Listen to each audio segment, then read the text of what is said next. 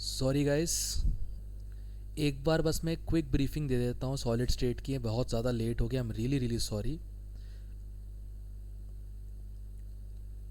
एक quick look दे देता हूँ मैं सॉलिड स्टेट पे, ताकि एक बार बस ब्रशअप हो जाए। अभी वैसे भी इतनी रात तो हुई नहीं है और तुम निशाचर प्राणी हो चुके हो। तुम लोगों को मुझे पता है कि रात को सब कुछ सारी तुमसे पढ़ाई होती है, ठीक है ना। सबसे पहले ध्यान रखो, सॉलिड्स जो होते हैं दो टाइप के होते हैं। एक होता है क्रिस्टलाइन, जो कि रियल होता है, और दूसरा होता है एमॉर्फस।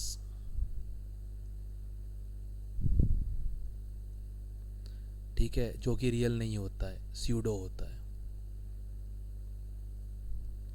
अब ध्यान रखना, amorphous basically super cool liquid है।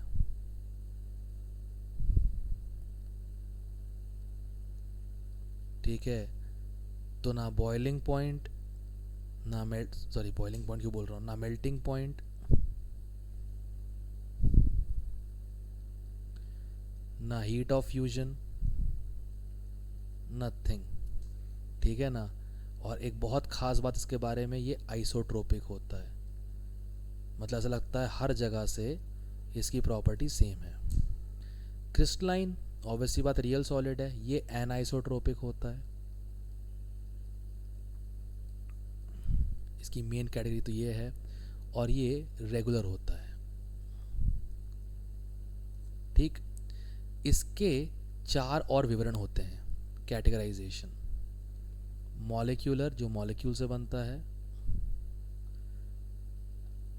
कोवैलेंट, जो एटम से बनता है, ये तो बनता है मॉलिक्यूल से। ठीक है, ये बनता है एटम से। ठीक है, मेटालिक। ठीक है, आयंस एंड इलेक्ट्रॉन्स, और ionic, cation and anion. Basic categorization है, अगर इतना भी ध्यान रखो बहुत है, पहचानने को आएगा। ठीक है, और नाम समझ में आता होगा। मॉलिक्यूलर है, बहुत कम बॉइलिंग पॉइंट पे, कम मेल्टिंग पॉइंट होता है। कोवेलेंट का हाई मेल्टिंग पॉइंट होता है। आयनिक ब्रिटल होता है। मेटालिक लस्ट्रस होता है। ठीक है, what this we call malleable, ductile होता है। इसके बाद क्रिस्टल सिस्टम्स, ये सब लोग भूलने का बहुत ज़्यादा प्रॉब्लम फेस करते हैं। मैं बताता हूँ कैसे याद रखना है। अल्फ़ा, बीटा, गामा, ठीक है, ये equal to something, A equal to B equal to C. Okay, अब ये अगर पूरा 90 डिग्री है, ठीक है, अगर ये पूरा 90 डिग्री है तो ऑल इक्वल क्यूब, क्यूबिक। ठीक है, अगर ए नॉट इक्वल टू बी हो जाए, सिर्फ पहला, तो टेट्रागोनल, टेट्रापैक जैसा। देखो बी इक्वल टू सी है, बट स्क्वायर बेस है, बट हाइट अलग है, तो टेट्रापैक से टेट्रागोनल। ठीक है ना। अगर मान लेते हैं A not equal to B equal to C है, तो ये दूध का जो कार्टन वाला पैकेट होता है उसकी तरह दिखेगा। अमूल ताज़ा वाला जो पैकेट होता है उसको हम टेट्रा पैक कहते हैं, राइट। अब ये टेट्रा पैक से क्या याद आएगा, टेट्रागोनल। अगर मान लो A B not equal to B not equal to C, तो ये होता है ऑर्थोरोम्बिक या रोम्बिक, दोनों में से कोई भी नाम करो। माचिस का डब्बा, मैच बॉक्स। ठीक है, अब साइड्स खूब बिगाड़ लिए, अब एंगल बिगाड़ेंगे। एक एंगल बिगाड़ दिया, अल्फा इक्वल टू बीटा। एक, एक मतलब मोनो, मोनोक्लिनिक। साइड्स तो बिगड़ ही चुके हैं, मोनोक्लिनिक। तीनों एंगल बिगाड़ दिए तो ट्राइक्लिनिक। एक एंगल बिगड़ा हुआ है, मोनोक्लिनिक, तीनों बिगड़े हुए ट्राइक्लिनिक। अब ये पांच तो सीक्वेंस में याद हो जाते हैं। इसके अलावा अगर alpha equal to beta equal to gamma है, बट 90 डिग्री नहीं है, चौथी इनइक्वालिटी, और A equal to B equal to C है, तो ये होता है रोम्बोहेड्रल। ठीक है, इसके बाद एक अलग ही दिख जाता है, कोई भी एक एंगल जो है 120 डिग्री हो जाए, कोई भी एक एंगल जो है वो 120 डिग्री हो जाए, तो 120 डिग्री कौन से क्लोज्ड फिगर में होता है? हेक्सागन में, सीधा ही हो गया इसका हेक्सागोनल। अब आगे ध्यान रखना, इनको याद रखना है इस टाइप से। एक और आप प्ले कर दोगे, इसको पॉज करके बैक करके हुए प्ले कर दोगे, तुमको याद हो जाएगा। मुझे एक बार में हो गया था, इसलिए तुम्हारे एज में। ठीक है, अब मेनली तुम्हें 3 क्यूबिक यूनिट सेल्स पता होने चाहिए। प्रिमिटिव, सिंपल क्यूबिक, ठीक है, ऑल एटम एट 8 कॉर्नर्स। क्या क्या पता होना चाहिए इसमें? Z एक, ठीक है, राइट, एज लेंथ और इसमें relation A equal to 2R radius of atom में, ठीक, एफिशिएंसी 52.4%, मतलब इतना ही परसेंट ऑक्यूपाइड है, और कोऑर्डिनेशन नंबर 6। दूसरा है बॉडी सेंटर्ड क्यूबिक BCC, इसमें कॉर्नर प्लस बॉडी सेंटर, ठीक है, बॉडी सेंटर पे होता है। अब इसमें Z क्या हो जाएगा? 2, इस बार A था, अब √2A, √2A equal to 4R। देखो, √1, √2, √3, और ये 2R, ये 4R, और अगला ही 4R हो जाएगा। इसमें ये हो गया। एफिशिएंसी होती है 68%, कोऑर्डिनेशन नंबर होता है इस बार 8, ठीक है। लास्ट है FCC, फेस सेंटर्ड क्यूबिक, जिसको CCP भी कहा जाता है, क्लोजेस्ट क्यूबिक पैकिंग, क्योंकि इसी में हमको वॉइड्स मिलेंगे। Any packing of crystals leaves out voids in the spaces, ठीक है। सो इसका Z क्या हो जाएगा? 4, क्योंकि इसमें कॉर्नर के अलावा 6 फेस सेंटर्स पे भी हैं, ठीक है। इस बार √2 की जगह √3। In fact I just made a mess, sequence करना था मुझे बट गलत हो गया, ठीक है। ये √3A है, ये √2A है, इक्वल टू 4R, ठीक है। √1, √2, √3, ओके। अब एफिशिएंसी इसकी होती है 74%। ये कोऑर्डिनेशन नंबर हो जाता है 12। तो अब मैंने कैसे याद किया था अपने टाइम पे, तुम्हें मैं हेल्प कर देता हूँ, ठीक है। Z effective number of atoms in the unit cell, Z simple cubic BCC FCC, 1 1 2 का 4, 1 2 4, ठीक है। Coordination number simple cubic BCC FCC, ठीक है, 6 8 12, 6 8 12, 1 2 4 6 8 12, ठीक है। A इक्वल टू R, ठीक है।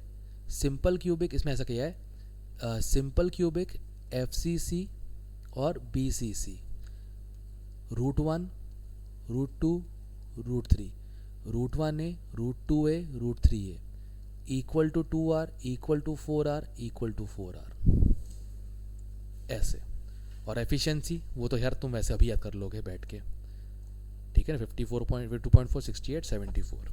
अब सीधे क्वेश्चन वॉइड्स पे आते, इतना ध्यान रखना, FCC को लेके पूछा जाएगा, इसकी रैंक जो होती है वो 4 होती है। इसमें 4 ऑक्टावॉइड होते हैं, ठीक है ना, एक बॉडी सेंटर पे, एंड 12 × 1/3 H पे। 8 टेट्रावॉइड होते हैं,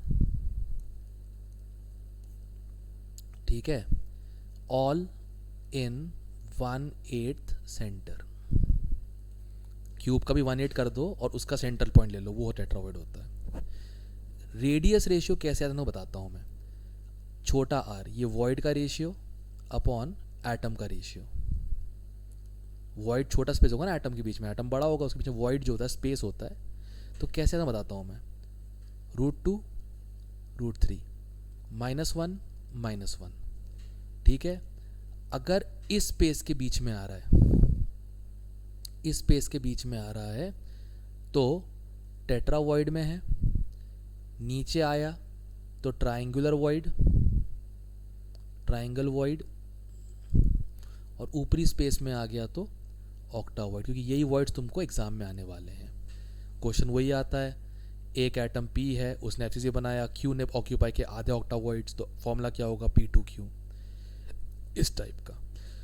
अब सबसे इंपॉर्टेंट पार्ट पे आता हूँ, क्या चीज़ है सबसे इंपॉर्टेंट पार्ट, उसमें क्या याद करना है। इम्परफेक्शंस।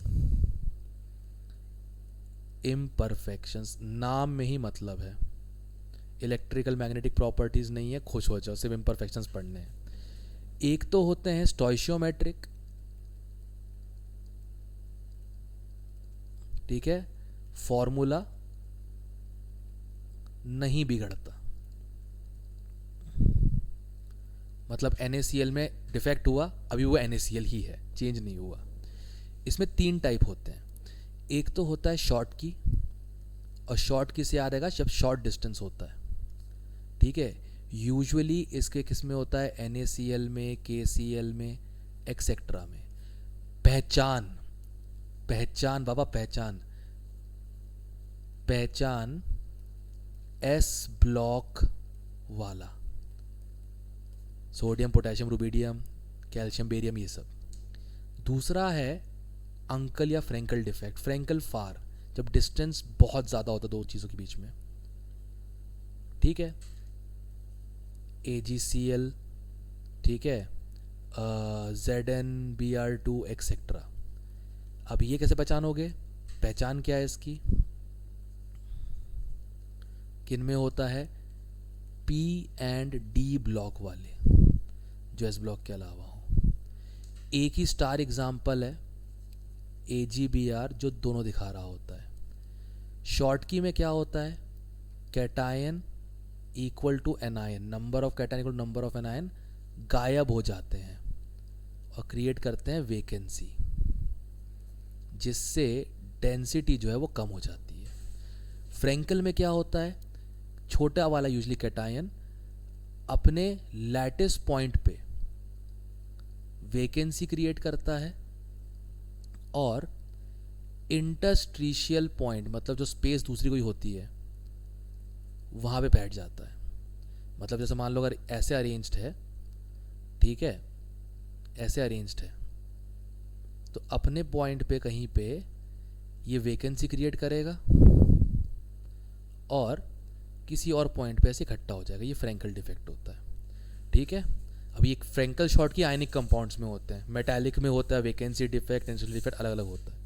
इसका तीसरा पार्ट है इम्प्योरिटी डिफेक्ट, ठीक है। कैसे क्रिएट होता है, NaCl को मेल्ट किया,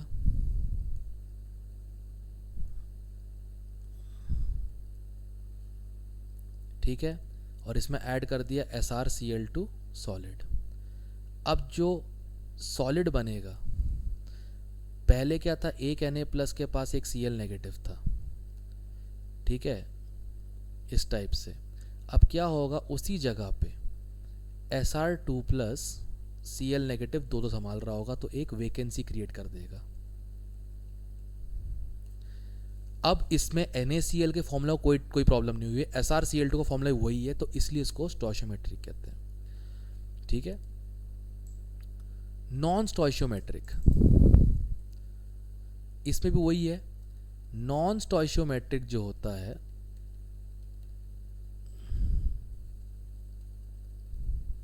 इसमें 2 टाइप के होते हैं, metal access, metal deficient.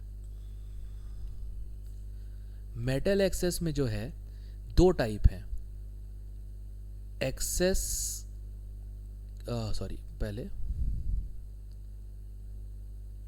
Anionic vacancy,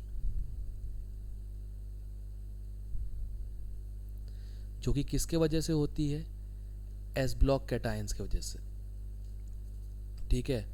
जैसे NaCl है, LiCl है, ठीक है, KCl है। इसमें जब डिफेक्ट क्रिएट होता है एक्सेस कैटायन के वजह, ये क्या बोलते हैं, एनायनिक वैकेंसी की वजह से जब ये डिफेक्ट क्रिएट होता है तो ये वाला रेड कलर का हो जाता है, ये गोल्डन येलो, और ये वॉयलेट या लाइलैक।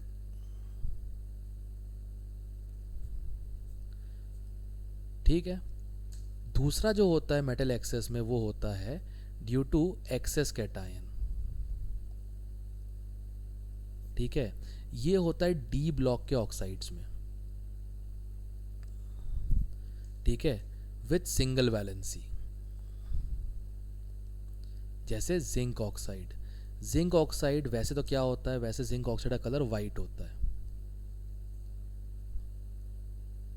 बट अगर इसको हीट कर दो तो ये जिंक ऑक्साइड हल्का सा येलो हो जाता है ड्यू टू ऑक्साइड रिमूवल, ठीक है। ऑक्साइड रिमूवल होता है, जिंक जो होता है वो इंटरस्टेशियल साइड पहुंच जाता है। इसका डायग्राम अच्छा देकर रखा है एनसीईआरटी में, डायग्राम वहाँ से देखना, मैं से ब्रीफिंग दे रहा हूँ क्या क्या कर सकते हो उसमें, ठीक है। अब मेटल डेफिनेशन डिफेक्ट किस में होता है, ये भी डी ब्लॉक वाले कंपाउंड्स में होता है, जिसमें जो ऑक्साइड है वो उस मेटल का है जो मल्टीवैलेंट होता है। अब मल्टीवैलेंट का एग्जांपल बेस्ट बताता हूँ, आयरन। अब आयरन ऑक्साइड के जो फॉर्मूले हैं वो कुछ ऐसे मिलते हैं, Fe.98O। अब इसका मतलब होता है इसमें Fe जो है दो पार्ट्स में डिवाइडेड है, Fe2+ है 0.94 और Fe3+ है 0.98, सॉरी 0.04, ठीक है, 0.04। अब क्या है कि जो काम 3 Fe2+ करते हैं 3 ऑक्साइड को संभालने के लिए, वो 2 Fe3+ कर सकते हैं। तो जो डिफरेंस आ रहा है एक का, वो क्या है, वैकेंसी, करेक्ट।